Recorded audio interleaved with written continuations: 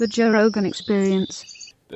They show him the new missile they've developed, and but it has kind of a round head, and he says you need to make it more pointy to his engineers.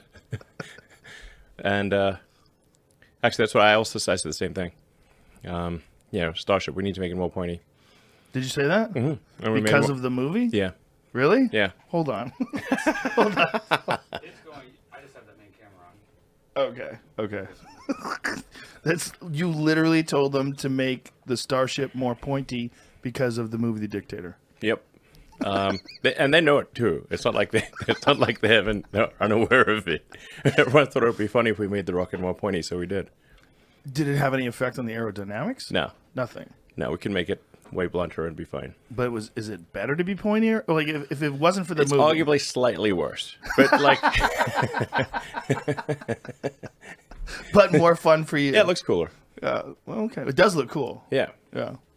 It's just, How long do you think it'll be before? Are you good, Jamie? What's that? it's my head's maybe. Yeah, exactly. You good? Yep. How long? My head is sticking out. Is that what it's? Right on the edge of the top. It's all good. Oh, is that supposed to be? Okay. You're good. All right. How long do you think it's going to be before you have like regular flights with that, where you can take off and land and like an airplane, where it'll be very consistent With our extra pointy rocket? with your extra pointy rocket?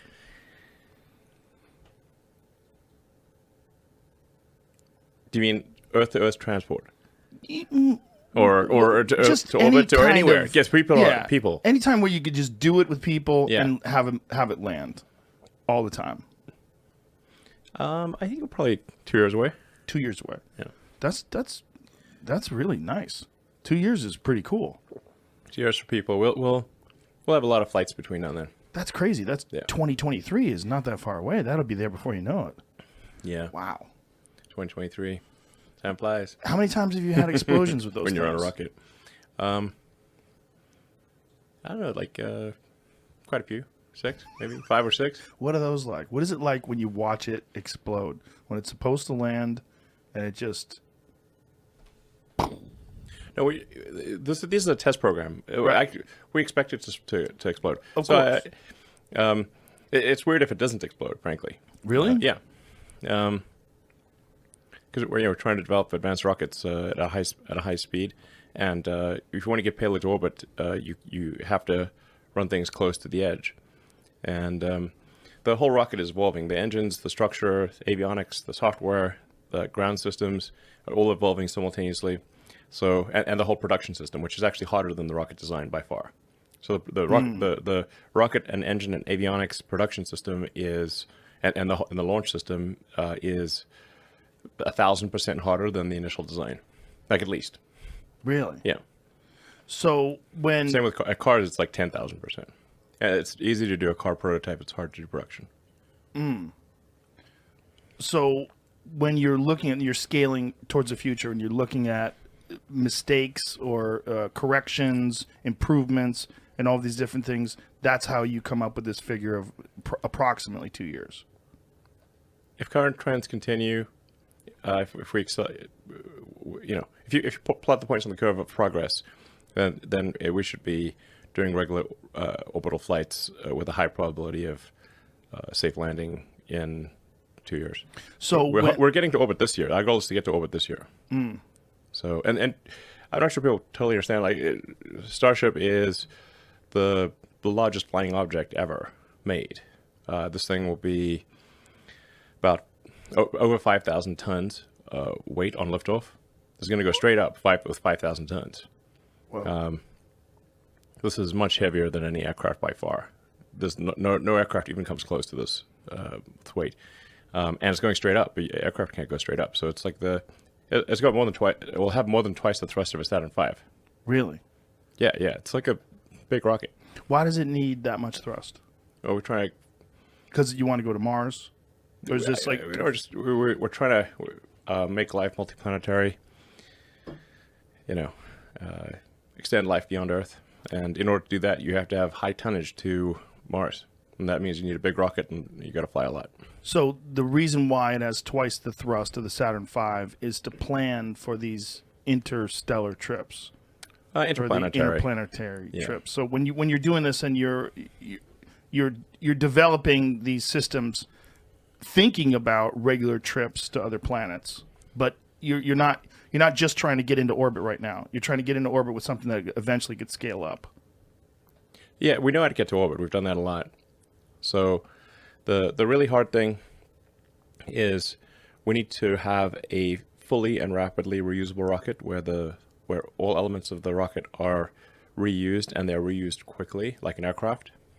And this has never been done. This is the holy grail of rocketry, is to have a fully reusable rocket. Then you need to go one step further. It needs to be fully and rapidly reusable. It's like a plane.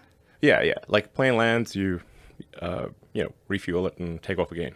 How do you have time? I never understand you in regards to the way you run multiple businesses simultaneously. I would think that something like this would require so much concentration. It would require. I would think this would be your whole being, trying to figure out how to work this. Yeah. Well, I do work a lot. But it's crazy. And I apologize for the reason I was late. Is I was literally coming from some critical meetings. Just doing. Normally, I'd be meeting until I work until like 1 or 2 in the morning. Every night. Saturday and Sunday, usually not, but sometimes. How much do you sleep? About 6 hours. Oh, that's pretty good. Yeah, it's not that crazy. For you, for someone who does as much as you, that's impressive that you can squeeze that in. Yeah. I've tried sleeping less, but then total productivity decreases. Yeah. So you feel like 6 is the number where it's six is I don't find myself wanting more sleep than 6. So when, like with the Saturn V and the space shuttles and all these other rockets, they would have these parts that they would get the ship up into space, but they would descend down to Earth and crash into the ocean, and they would never use them again. That's right. How do you avoid that? Like, what is the difference between the way these things are structured? Like, the whole thing goes together, and then it lands together? Well, we're on the wrong planet for a single stage to orbit. Right. I think one thing to appreciate is like space. Getting to space is easy. Getting to orbit is hard. So you only need maybe 1 or 2% of the energy to get to space, to where the atmosphere is thin, compared to what you need to get to orbit. And if you get to orbit, now you've got to burn off all that energy, and you're coming in like a meteor. So you need a powerful heat shield. So it's like super difficult to get to orbit at all. And then if you get to orbit at all, then making the stages reusable means they got to come back intact. And then the upper stage is especially difficult because it's got so much energy. All the energy you put into it, you have to take out. So it's you're literally coming in like a flaming meteor, and most things would just melt or vaporize. So, like if you as a human try to come in from orbit, you'd just be pink mist. Yeah, that's a funny way to put it. Yeah. Catch new episodes of the Joe Rogan Experience for free, only on Spotify. Watch back catalog